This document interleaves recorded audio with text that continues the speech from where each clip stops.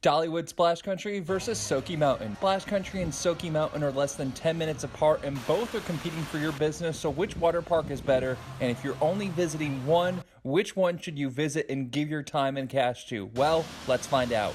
Soaky Mountain is much newer than Splash Country. Soaky Mountain opened in 2020, Splash Country in 2001. Although Splash has kept up, when you look at Soaky, you can see the difference in age and color just pops as you walk throughout the park. So appearance goes slightly to Soaky Mountain. Comfort. Soaky has more cabana options and shade options, but Splash cabanas are much cheaper in most situations. I honestly don't see much purpose for buying a cabana personally. Seems too much money for a little shade, but if you have gotten one, leave a comment down below telling us why you think it's worth it or not.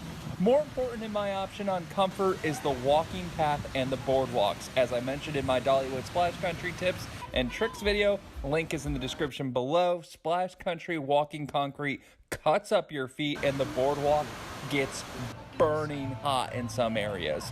Soaky Mountain had much better heat resistant walking paths. My feet hurt much less on the concrete walks, and there were sprayers to cool down the sun-soaked boards.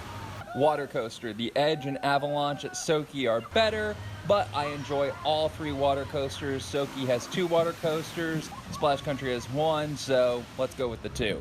Wave pool. I don't care about a wave pool. It's pointless for me, that is, until you go to Soaky Mountain and it turns into a jumbo wave pool at different times throughout the day, and the waves are massive. It's amazing, so much fun. You get wrecked, and I wanted to keep doing it. Wave pool at Dollywood, I just walked past and didn't even waste my time or a ride on for that. 31 rides on my 31st birthday.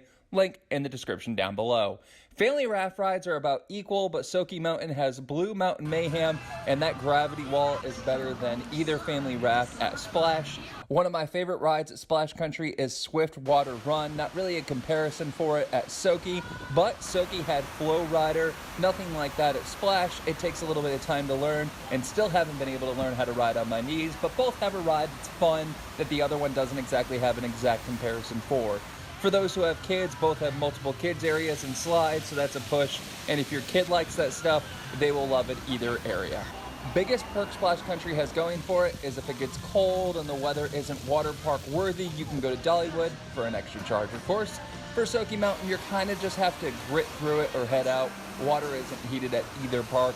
Altogether, I like Splash Country, but when comparing it, it's not even close. Soaky Mountain, much better than Splash Country, and if you're looking to only do one water park in the area, make it Soaky Mountain. But I will add, both are worth doing, but if you told me I could only do one, it's Soaky Mountain, and I don't even have to think twice about it. Thanks for watching. Share, subscribe, like, do all that fun stuff.